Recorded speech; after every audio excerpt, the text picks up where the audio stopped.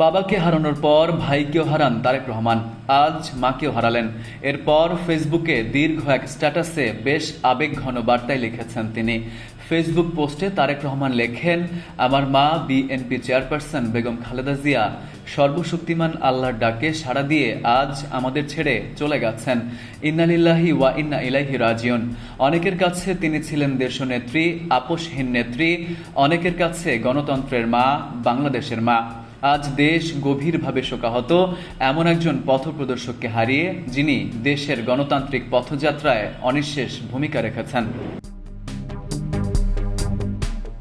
তারেক রহমান লেখেন, আমার কাছে খালেদা জিয়া একজন মমতাময়ী মা, যিনি নিজের সমগ্র জীবন উৎসর্গ করেছেন দেশ ও মানুষের জন্য। আজীবন লড়েছেন স্বৈরাচার, ফ্যাসিবাদ ও আধিপত্যবাদের বিরুদ্ধে। নেতৃত্ব দিয়েছেন স্বাধীনতা, সার্বভৌমত্ব ও গণতন্ত্র প্রতিষ্ঠার সংগ্রামে। তারেক রহমান পোস্টে উল্লেখ করেন, ত্যাগ ও সংগ্রামে ভাস্বর হয়েও তিনি ছিলেন পরিবারের সত্যিকারের অভিভাবক, এমন একজন আলোকবর্তিকা যার অপরিসীম ভালোবাসা আমাদের সবচেয়ে কঠিন সময়েও শক্তি ও অনুপ্রেরণা জুগিয়েছে।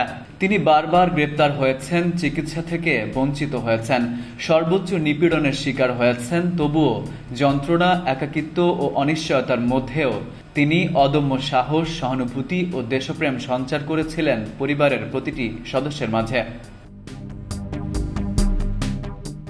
দেশের জন্য তিনি হারিয়েছেন স্বামী, হারিয়েছেন সন্তান। তাই এই দেশ, এই দেশের মানুষই ছিল তার পরিবার, তার সত্তা, তার অস্তিত্ব।